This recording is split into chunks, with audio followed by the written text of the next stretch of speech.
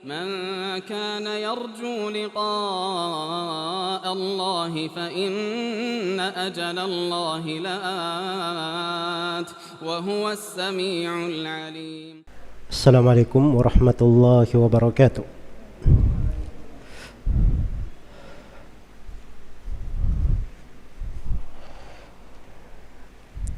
الحمد لله الكريم الرحمن خلق الإنسان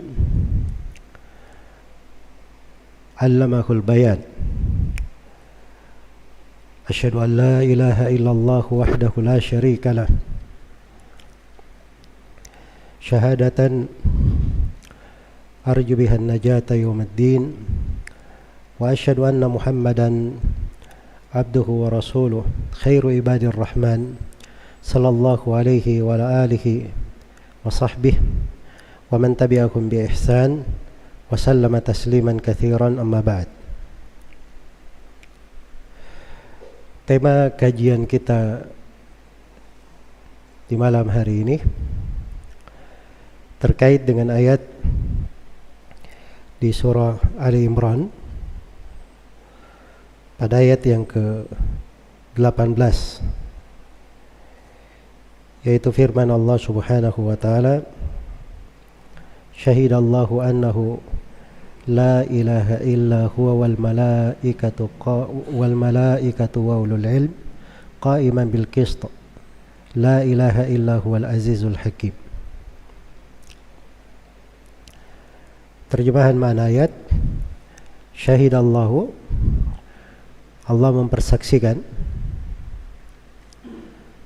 syahidallahu, Allah mempersaksikan bahwa tidak ada yang berhak diibadahi, tidak ada ilah yang hak illahu, kecuali Dia. Wal malaikah, demikian pula malaikat mempersaksikan.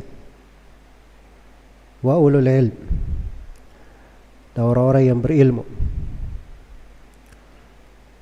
Qa'iman bil qist, yang hal tersebut selalu tegak dengan keadilan, atau bisa diterjemahkan bahwa Allah Subhanahu wa taala selalu menegakkan keadilan. La ilaha illahu, tidak ada yang berhak diibadahi kecuali Dia. Wa huwal azizul hakim, dan Dialah Allah Subhanahu wa taala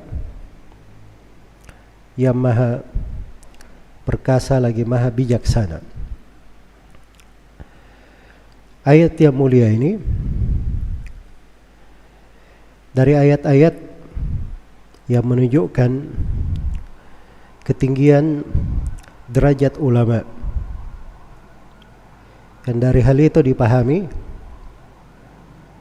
tentang kemuliaan ilmu agama.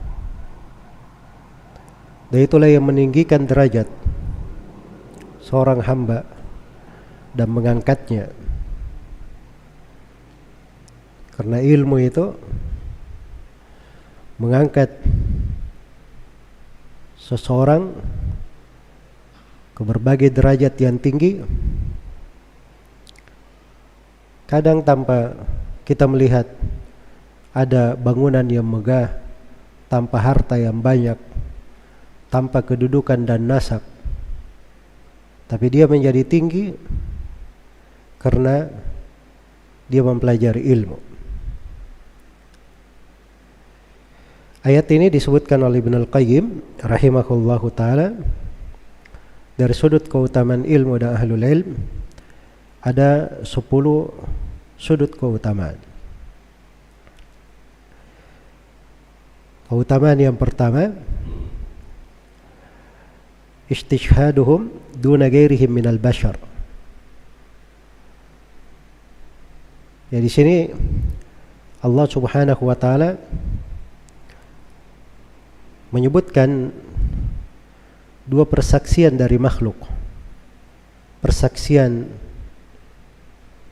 Dua persaksian dari makhluk selain dari persaksian Allah Subhanahu wa taala. Dan Allah Subhanahu wa taala tidak perlu kepada makhluknya. Hanya ketika disebutkan dua persaksian makhluk ini, itu menunjukkan bahwa keduanya memiliki kedudukan di sisi Allah. Lakinillahu yashhadu bima anzala ilaika anzalahu bi'ilmihi wal malaikatu yashhadun wa kafa billahi syahida. Allah mempersaksikan, tapi Allah mempersaksikan bahwa apa yang Dia turunkan kepada engkau Nabi Muhammad itu diturunkan dengan ilmu. Demikian pula malaikat mempersaksikan. Dan cukuplah Allah satu-satunya yang maha mempersaksikan. Kadang diikutkan dari sebagian makhluk di dalam konteks yang seperti ini untuk menunjukkan ketinggian dan derajat makhluk tersebut di sisi Allah, kemuliaannya. Maka di sini dari seluruh manusia, ini bukan malaikat, dari seluruh manusia tidak ada yang disebut persaksiannya kecuali orang yang berilmu saja. Hanya mereka yang disebut. Ini menunjukkan kedudukan mereka yang tinggi di sisi Allah. Dan seorang itu dari adab kita saja di dalam kehidupan biasa, dari adab dan etika, kalau ada orang tua kita, guru kita itu menghormati sesuatu, menghormati seseorang, kita juga ikut menghormatinya karena penghormatan orang tua dan guru. Kan begitu? Iya. Demikian pula kalau ada orang yang dihormati oleh banyak manusia, kita menghormati karena banyak manusia menghormatinya. Ini bukan sembarangan orang-orang yang berilmu ini. Allah Subhanahu wa taala yang meninggikan derajat mereka. Diberi posisi tinggi di dalam ayat-ayat Al-Qur'an. Di dalam ayat-ayat Al-Quran. Karena itu yang meremehkan kedudukan orang yang berilmu itu hanya orang yang berpenyakit di dalam hatinya. Pasti memiliki penyakit di dalam hatinya. Itu penyakit berbahaya, harus diobati. Harus diobati. Dan penyakitnya beraneka ragam, tergantung jenis kebenciannya. Kadang bisa membatalkan keislamannya. Karena itu kaum munafikin tatkala mereka mencela para sahabat Rasulullah sallallahu alaihi wasallam, mereka berkata, "Ma ra'ayna mithla qurra'ina haula." Kami tidak pernah melihat seperti para pembaca Al-Qur'an kita itu. Mereka maksud Nabi dan para sahabat. Mereka ini orang yang lebih mementingkan perutnya ketika makan, orang yang sangat penakut ketika berjumpa dengan musuh. Maka turun ayat tentang mereka. Qul abillahi wa ayatihi wa rasulihi kuntum tastahzi'un la ta'tadiru qad kafartum ba'da imanikum. Katakanlah terhadap Allah, terhadap ayat-ayatnya, terhadap Rasulnya, kalian mengolok-olok. Jangan kalian meminta maaf, meminta udzur. Kalian telah kafir setelah keislaman kalian. Jadi pada ahlul ilm yang ditinggikan dengan derajat yang seperti itu, tatkala seseorang punya masalah dengannya terkait dengan menghormatinya, mencintainya, itu adalah hal yang besar yang harus diobati, harus diperhatikan. Iya. Walaupun misalnya sebagian ulama keliru terhadap dirinya atau melakukan kesalahan terhadapnya, itu tidak merubah hal yang terkait dengan hatinya, kecintaannya, penghormatannya terhadap orang-orang yang berilmu. Sebab itu adalah agama dan keimanan yang dijaga dan dipelihara. Itulah kedudukan ahlul ilm, kedudukan orang-orang yang berilmu. Maka sudut keutamaan mereka dari ayat ini diterang dari seluruh manusia, tidak ada yang disebutkan kecuali orang yang berilmu saja. Iya. Tidak disebut orang yang memiliki kekayaan, tidak disebut orang-orang yang tersohor dengan kepemimpinan, tidak disebut orang-orang yang terkenal dengan sebuah bidang dan keahlian, kecuali ilmu saja, ulul ilm. Itu sifat mereka, orang yang berilmu. Hanya itu yang Allah sebutkan. Iya, hanya itu yang Allah sebutkan. Nah, ini memberi isyarat kepada banyak hal, diantaranya bahwa ilmu itu lebih baik daripada harta. Ilmu itu lebih baik daripada harta. Nah, itu disebut oleh Ibnul Qayyim puluhan sudut pembedaan yang menegaskan bahwa ilmu itu lebih baik daripada harta. Lebih baik daripada harta. Ilmu itu yang dibawa ke akhirat. Adapun harta dia tidak akan dibawa. Ilmu itu yang warisan yang paling langgengnya, paling kekalnya. Beda dengan harta. Ilmu itu akan tetap, sedangkan harta akan sirna. Sedangkan harta akan sirna.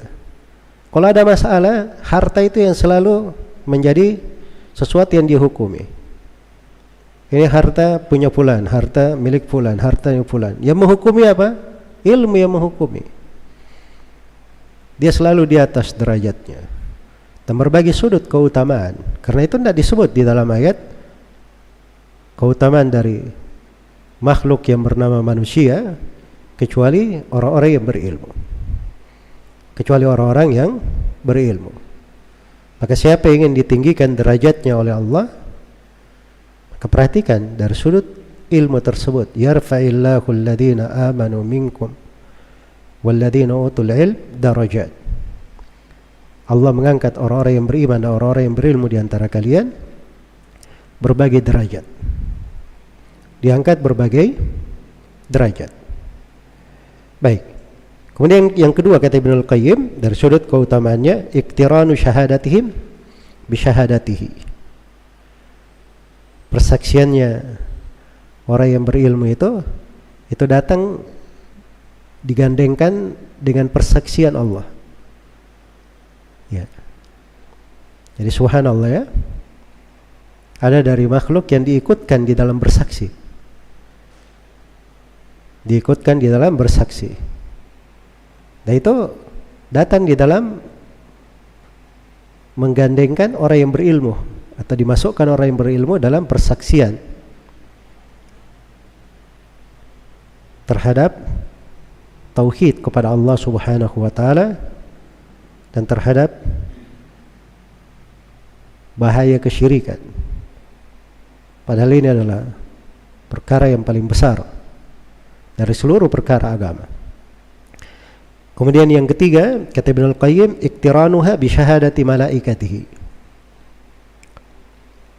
Sudut yang ketiga dari keutamaannya digandengkan persaksian orang yang berilmu dengan persaksian para malaikat. Ya, malaikat itu dimaklumi, bal ibadun mukramun, hamba-hamba Allah yang dimuliakan. Ketika ada dari makhluk yang digandengkan dengan malaikat, ini menunjukkan ketinggian derajat makhluk itu di sisi Allah Subhanahu wa taala. Dan itu hanya terkait dengan orang yang berilmu. Iya. Sampai ketika dibahas yang mana yang lebih utama, orang salih dari kalangan manusia atau malaikat, itu kaitannya dengan orang yang berilmu, pembahasan perbandingan, bukan terhadap yang lainnya. Bukan terhadap yang lainnya. Baik. Kemudian yang keempat, kata Ibnul Qayyim rahimahullah, anna fi dhimni hada tazkiyatahum wa ta'dilahum. Ini ayat ini menunjukkan, mengandung bahwa orang-orang yang berilmu itu orang-orang yang direkomendasi dan dipuji oleh Allah. Iya, harus dipercaya, diterima ucapannya,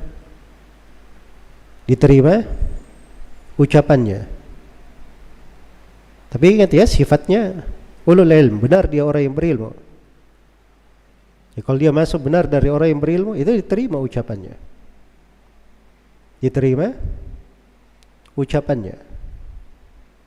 Iya. Makanya seorang itu ketika dia tidak tahu sesuatu, dia tanya kepada orang yang berilmu. Fas'alu ahla dzikri in kuntum la ta'lamun. Tanyalah kepada ahlu dzikir, orang-orang yang berilmu, kalau kalian tidak mengetahui.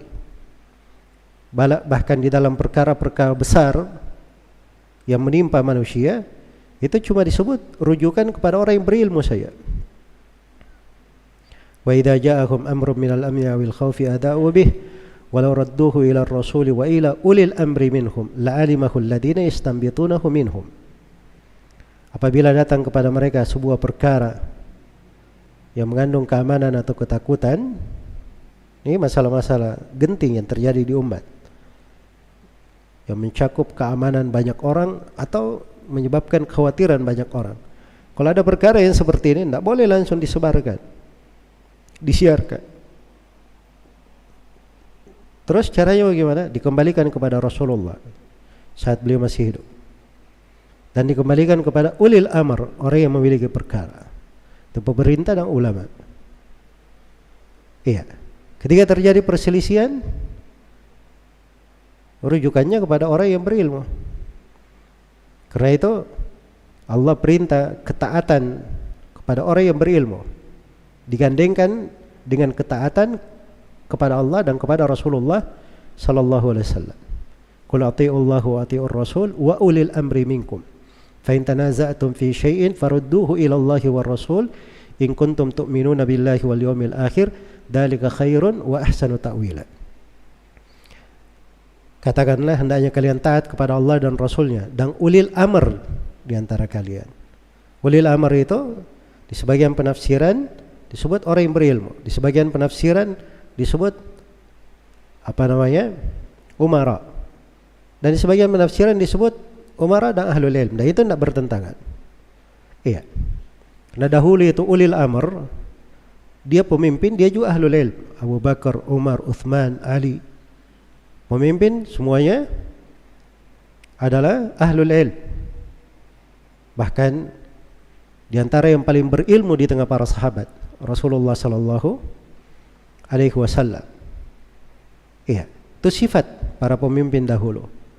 Makanya ketika datang belakangan dari para pemimpin, itu tetap berlaku ayatnya, karena dua sifat yang ada. Iya, dua sifat yang terkandung di dalamnya. Walaupun pemerintahnya misalnya bukan dari ahlul ilm, maka dia harus didampingi oleh ahlul ilm yang mengarahkannya. Maka ucapan ahlul ilm didengar dan ditaati. Sama dengan perintah pemerintah didengar dan ditaati. Dan ucapan ahlul ilm dalam perkara agama, dalam halal dan haram, itu didengar dan ditaati. Itu kedudukan mereka. Iya, itu kedudukan mereka. Sudah dipuji oleh Allah Subhanahu wa ta'ala. Karena itu disebutkan oleh Ibnul Qayyim di sini bahwa ada seorang lelaki yang datang kepada Ismail bin Ishaq Al-Qadhi rahimahullah. Lalu orang ini mengangkat sebuah masalah. Iya. Dia tuntut kepada orang ini begini dan begini. Maka yang dituntut ini ya mengingkari. Dia tuntut mengingkari. Jadi ada yang menuntut, ada yang mengingkari. Yang dituntut mengingkari. Apa kewajibannya qadhi terhadap orang yang menuntut? Dia minta bayyinah. Apa bukti kamu? Iya. Bukti itu salah satunya saksi. Maka dia katakan ada fulan dan fulan. Maka qadhinya adapun si fulan itu saya kenal, itu bisa masuk dalam saksi. Adapun si fulan enggak, itu enggak masuk dalam saksi. Terus dia tanya, dari mana kamu tahu si fulan itu dia bisa menjadi saksimu? Ya kata al-qadhi, karena dia seorang ahli hadits, menulis hadits-hadits Rasulullah sallallahu alaihi wasallam. Iya. Ya kalau seorang sudah menyandang hadits Rasulullah, Rasulullah itu sudah bersabda, yahmilu hadzal ilm min kulli khalafin uduluhu. Ilmu ini disandar pada setiap generasinya oleh orang-orang adilnya. Iya. Jadi kalau ahlul ilm itu pasti mereka adil, diterima di sudut persaksiannya.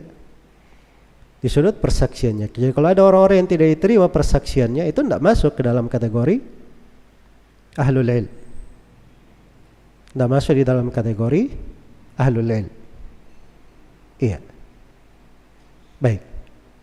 Jadi ini sudut harusnya diketahui terkait dengan para ulama dari kedudukan mereka. Kemudian yang kelima, kata Ibnu Al-Qayyim rahimahullah, annahu wasafahum biqaunihim ulul ilm. Yang kelima dari keutamanya, Allah sifatkan mereka dengan sifat spesifik sebagai orang yang memiliki ilmu. Wa hadha yadullu ala ikhtisasihim bihi wa annahum ahluhu wa ashabuhu laysa bimusta'arin lahum. Ini penting ya. Dan ini menunjukkan bahwa itu adalah keahlian mereka, kekhususan mereka, dan mereka ahlinya dan pemilik ilmu itu. Bukan nama kosong saja, bukan slogan saja. Iya. Orang yang berilmu itu ada sifat-sifatnya, ada ciri-cirinya, ada ketentuannya. Bukan semua orang yang bisa duduk bercerita, berceramah, punya retorika bagus, langsung dikatakan ahlul ilm. Iya. Orang yang bisa melakukan orasi langsung dikatakan ulama. Cuma bermodal sorban, jubah, pandai mengumpul massa, wah ini ulama. Itu ceritanya dari mana? Ukuran ilmu. Akhirnya rusak ilmu itu dan memperjelek nama agama, tidak menggambarkan sifat orang-orang yang berilmu. Jadi ikhtisas ilmu. Ilmu itu apa? Ilmu itu qala Allahu wa qala rasuluhu. Allah berfirman, Rasulullah bersabda, itu ilmu. Dasarnya dan pokoknya. Makanya ahlul ilmi itu dia menguasai Al-Quran dan menguasai sunnah Rasulullah sallallahu alaihi wasallam. Dia tahu ayat-ayat Al-Quran, dia mengerti ayat-ayat hukumnya, dia mengerti mana yang nasikh, mana yang mansukh. Itu ada ilmunya di dalam Al-Quran. Dia mengerti dari ayat-ayat tersebut mana muhkamnya, mana mutasyabihnya. Dia tahu sebab turunnya. Dia tahu penafsiran para ulama ahli tafsir yang terkait dengan ayat-ayat itu. Dan dia punya ilmu yang dengannya dia bisa memahami Al-Quran. Itu ada ilmu-ilmu alatnya. Seorang tidak datang begitu saja dia pahami ayat, tidak ada alatnya, tidak ada metodenya. Iya, itu ada alatnya. Maka alat di dalam memahami ini itu mengharuskan seorang bergeliman dengan berbagai ilmu lainnya supaya bisa menguasai Al-Quran. Demikian pula sunnah Nabi sallallahu alaihi wasallam. Dia tahu mana hadits Rasulullah, mana yang sahihnya, mana yang lemahnya. Dia tahu hadits-hadits tersebut dari sudut kandungannya. Iya. Dia mengerti pada ayat maupun hadits sebab turunnya kalau ayat, sebab urutnya kalau hadits Rasulullah sallallahu alaihi wasallam. Dia tahu mana yang khusus, mana yang umum. Itu sampai Ibnu Mas'ud radhiyallahu taala anhu berkata, tidak ada satu ayat pun kecuali saya ngerti ayat itu di mana turunnya, kepada siapa turun, apa kandungannya. Ibnu Mas'ud mempelajari dari mulut Nabi sallallahu alaihi wasallam secara langsung 80 surah dari Al-Qur'an.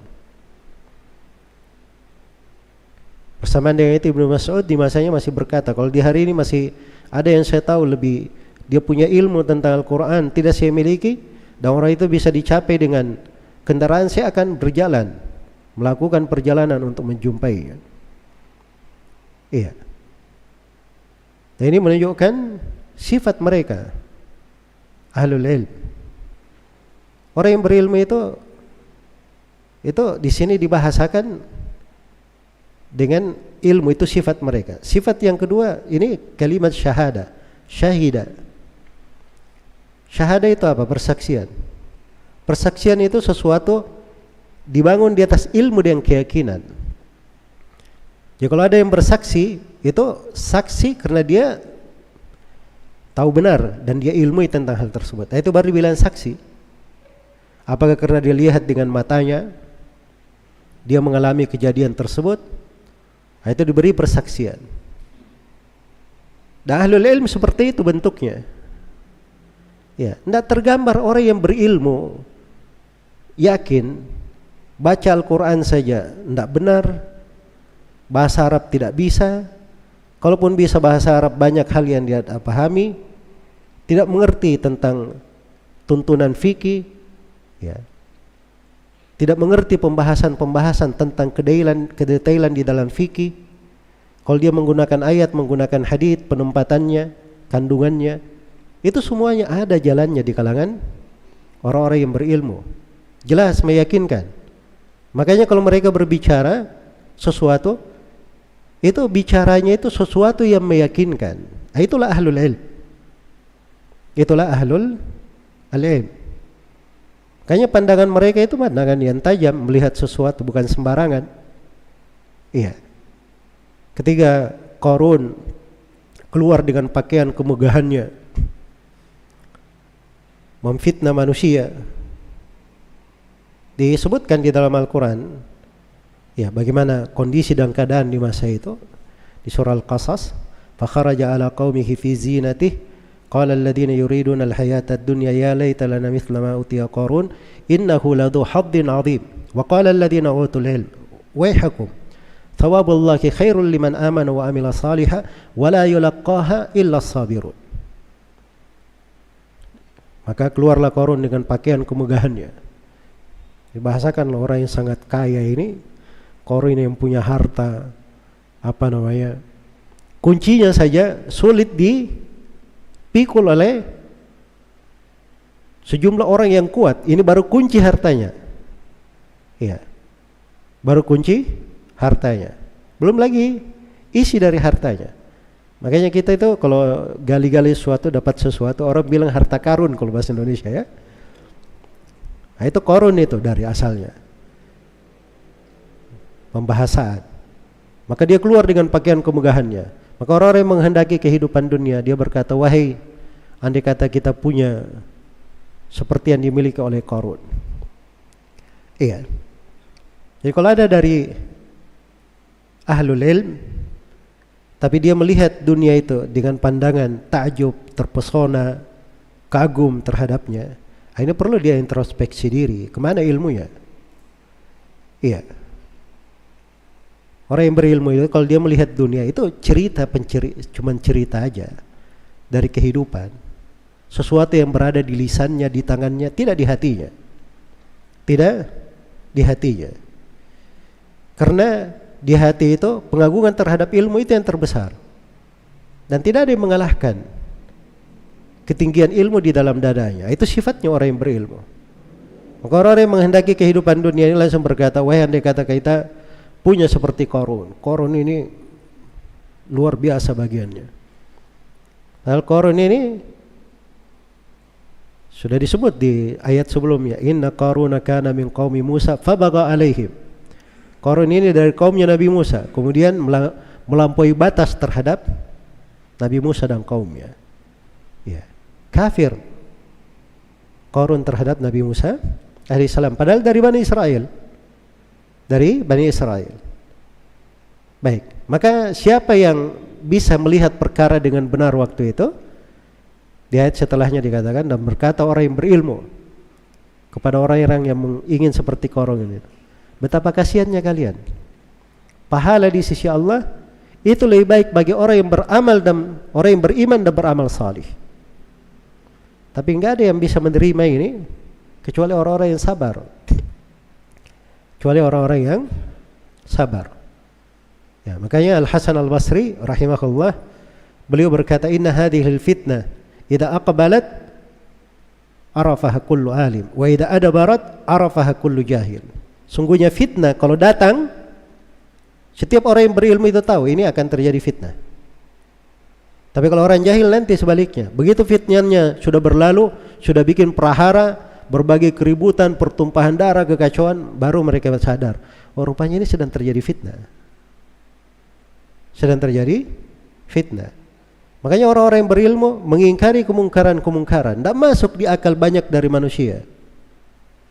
Terjadi hal-hal, mereka tidak berbicara tentang hal tersebut, karena kalau berbicara bahayanya lebih besar. Itu tidak masuk di akal banyak orang. Kenapa? Karena mereka tidak menimbang dengan timbangan ilmu. Orang yang berilmu berbicara dengan ilmu, diam juga dengan ilmu. Diam juga dengan ilmu. Iya. Dan ketika disebutkan tentang Al-Quran, yang bisa melihat kebenaran itu hanyalah orang yang berilmu. Wa yaral ladzina utul ilm anna alladzi unzila ilaika min rabbika huwal haqq wa yahdi ila siratil azizil hamid. Dan orang-orang yang berilmu lah yang melihat bahwa apa yang diturunkan kepada Nabi Muhammad itulah kebenaran. Itulah kebenaran. Jadi ini sifat mereka, punya ilmu. Jadi yang dinamakan ulama itu ada ketentuan dan sifat-sifatnya. Ada ketentuan dan sifat-sifatnya. Bukan cuma orang yang sedar pandai berbicara. Orang yang dahulu itu orang yang sekedar menghafal saja, tapi dia tidak paham apa yang dia hafalkan, apa yang dia hafal, itu tidak disebut ahli fikih. Itu hanya disebut orang yang menyampaikan ilmu. Orang yang menyampaikan ilmu. Dan itu ada di dalam hadits Nabi sallallahu alaihi wasallam. Rubba hamil fiqhin laysa bifaqih, wa rubba hamil fiqhin ila man huwa afqahu minhu. Kadang ada orang yang menyandang fikih, dia punya fikihnya, dia hafal, tapi dia bukan ahli fikih. Dan kadang ada yang menyandang fikih, begitu dia sampaikan kepada orang lain, ternyata orang lain ini lebih paham apa yang dia hafal daripada dia. Lebih paham apa yang dia hafal daripada dia. Itulah para ulama seperti itu. Orang-orang yang berilmu. Iya. Baik. Kemudian dari keutamaan mereka juga disebutkan di sini oleh Ibnu Al-Qayyim yang keenam, kata beliau annahu subhanahu wa ta'ala istashhada bi nafsihi wa huwa ajallu syahid. Jadi ini sudut yang keenam. Ini persaksian untuk apa? Iya. Itu kan kita di masalah persaksian misalnya tetangga saya, itu beda ya. Orang biasa dengan saya bersaksi untuk misalnya kepala daerah atau kepala negara, itu kan beda. Iya. Ini persaksian untuk Allah Subhanahu wa ta'ala. Bahwa Allah itu la ilaha illahu, tidak ada ilah yang berhak diibadahi kecuali Dia. Persaksian untuk itu posisinya di sini. Pada hal yang terbesar. Pada hal yang terbesarnya ini persaksian untuk Allah. Iya. Baik. Kemudian sudut yang ketujuh dari keutamaan, ini juga persaksian untuk ajalli masyhud. Hal yang paling agung, untuk hal yang paling agung yang dipersaksikan. Karena yang dipersaksikan di sini adalah tauhid. La ilaha illallah. Tidak ada yang berhak diibadahi kecuali Allah. La ilaha illallah mengandung penetapan ibadah hanya untuk Allah dan berlepas diri dari segala yang diibadahi selain daripada Allah Subhanahu wa taala. Dan itu dakwanya para nabi dan para rasul. Iya. Semuanya mengajak kepada tauhid. Tapi kenapa di dalam ayat tidak disebut bahwa yang bersaksi Allah mempersaksikan malaikat dan para rasul saja misalnya? Kenapa disebut ulul ilm? Karena orang yang berilmu itu pewarisnya para nabi. Pewarisnya para nabi. Iya. Kayaknya sini ada kalimat bagus dari Syekh Abdurrahman bin Nasir As-Sa'di rahimahullah ketika beliau menjelaskan bahwa orang yang belum sampai ke derajat ini dalam persaksian itu belum layak dikatakan sebagai ulul ilm. Ini sifatnya orang yang berilmu. Kalau mau sifat orang yang berilmu itu, dia adalah orang yang sangat menguasai tentang ilmu tauhid. Dan orang yang berilmu itu orang yang sangat mengerti tentang kesyirikan. Karena itu pekerjaannya mengajak kepada tauhid dan memperingatkan manusia dari bahaya kesyirikan. Itu dasar sifat orang yang berilmu. Dasar sifatnya. Iya. Jadi kalau dia jago dalam berbagai bidang ilmu, dalam bahasa Arab, dalam balaghah, dalam ilmu hadits, dalam mustalah, dalam fikih, usul fikih, tapi tidak mengajak kepada tauhid, tidak punya perhatian terhadap tauhid, dan tidak punya perhatian melarang manusia melakukan kesyirikan, itu bukan ahlul ilm. Sebab sifat khususnya disebutkan di sini, yang mereka persaksikan tentang ini. Yang mereka persaksikan adalah tentang hal ini. Makanya orang-orang yang berilmu itu kelihatan jalan mereka. Iya. Manusia sibuk dengan urusan ini dan itu. Ya, sekarang ini ada namanya ustadz-ustadz musiman. Ya. Ustadz-ustadz yang sesuai dengan angin berhembus. Ya tergantung musim apa. Ya. Musiman itu bukan tercela seluruhnya ya. Kalau dia selalu mengarah kepada tauhid. Di musim hujan diingatkan orang tentang tauhid. Ya, terjadi musibah diingatkan orang tentang tauhid lagi.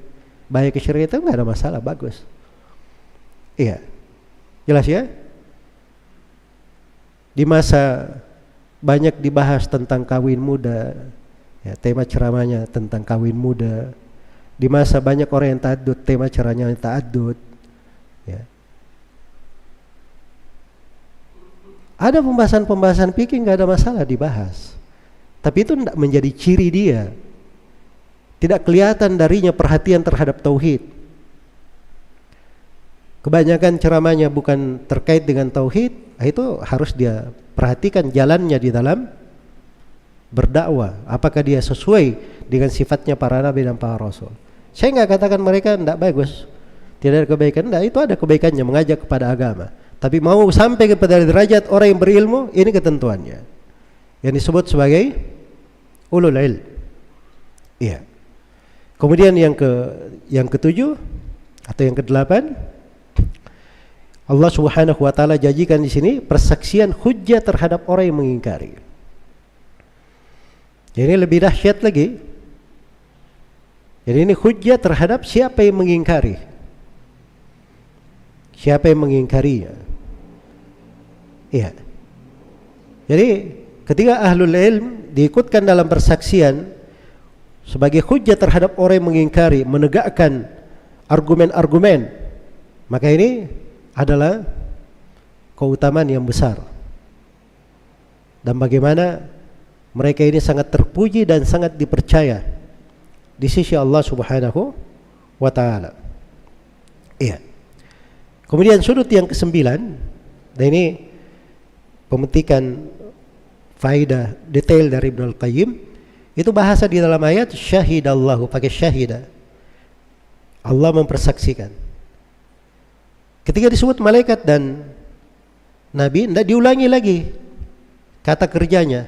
Tidak dikatakan Allah mempersaksikan, malaikat mempersaksikan, orang yang berilmu juga mempersaksikan, tidak.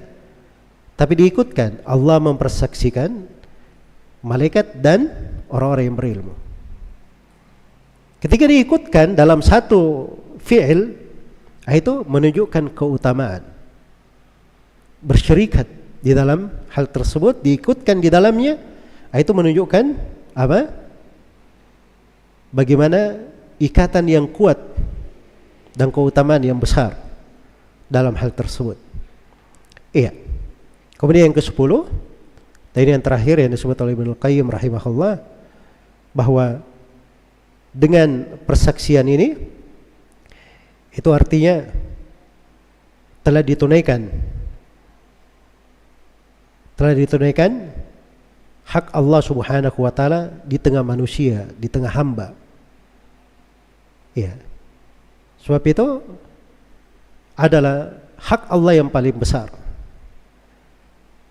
Ketika Nabi sallallahu alaihi wasallam bertanya kepada Mu'adz, haqqullahi 'alal ibad, hak Allah terhadap hambanya, maka Rasulullah terangkan, ya'buduhu wa la yusyriku bihi syai'a, supaya mereka beribadah hanya kepada Allah dan tidak berbuat kesyirikan terhadapnya sama sekali. Inilah yang dipersaksikan di sini. Ini hak Allah. Iya. Jadi bisa diterangkan di sini, bisa bayangkan betapa banyak pahalanya orang yang berilmu. Sebab mereka yang menerangkan hak Allah terhadap hamba-hambanya. Ya, dan itu terus berjalan. Ya. Karena itu apa yang disuruhkan oleh para nabi dan para rasul itu berjalan di tengah umatnya. Ya. Nabi Ibrahim alaihissalam ketika beliau memproklamirkan tentang tauhid, wa idh qala Ibrahim li abihi wa qaumihi innani bara'un mimma ta'budun illa alladhi fatarani fa innahu sayahdin wa ja'alaha kalimatan baqiyatan fi aqibihi la'allahum yarji'un. Maka Allah jadikan kalimat tauhid ini kalimat yang kekal di tengah keturunannya. Iya. Maka orang yang berilmu ini ketika menyampaikan dari tauhid, mengajarkannya kepada manusia supaya mereka kenal hak Allah, terus terwarisi di tengah manusia. Betapa banyak pahala yang mereka dapatkan di dalam hal tersebut. Maka ini renungan supaya kita memahami kadar ilmu dan kadar ulama.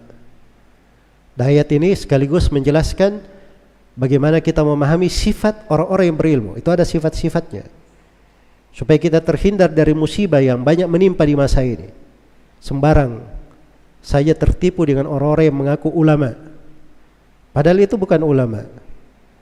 Sebagiannya orang-orang jahil, sebagiannya perusak. Ya. Ilmu itu, orang yang berilmu dikenal dengan sifat-sifatnya. Dikenal dengan keilmuannya, dengan cirinya. Dan inilah sebagian dari sifat orang-orang yang berilmu yang diterangkan di dalam ayat. Dan ini juga ayat agung, mengingatkan kepada kita pentingnya perhatian untuk selalu mentauhidkan Allah, memurnikan ibadah kepadanya. Sebab itulah keselamatan di dunia ini. Dan itulah yang menyebabkan kita bisa bersyahadat di sakaratul maut. Dan itulah yang bisa menyelamatkan di alam kubur. Dan itu syarat seorang bisa selamat di akhirat dan masuk ke dalam surga. Kalau dia tidak perhatian terhadap tauhid ini, di dalam mempelajarinya, di dalam mengkajinya, di dalam mengulanginya, di dalam mengajak manusia kepadanya, maka dia akan kehilangan banyak dari kebaikan. Semoga Allah Subhanahu wa taala selalu menjaga kita semua di atas kebaikan, meliputi kita dengan hidayah, rahmat dan taufiknya, dan menjadikan kita semua sebagai orang-orang yang selalu istiqamah di atas Islam dan sunnah, mengenal ilmu yang bermanfaat dan diberi taufik beramal dengan amalan yang salih. Dan semoga Allah Subhanahu wa taala yang mempertemukan kita di majelis yang baik ini di atas ketaatan, semoga kita semua selalu dipertemukan di atas kebaikan di dunia dan dipertemukan di akhirat di surga Allah Subhanahu wa taala yang penuh dengan keutamaan. Innahu waliyyu dzalika wal qadiru alaihi wallahu taala alam. Subhanakallahumma wa bihamdik asyhadu an la ilaha illa anta astaghfiruka wa atubu ilaik walhamdulillahi rabbil alamin. Wassalamualaikum warahmatullahi wabarakatuh.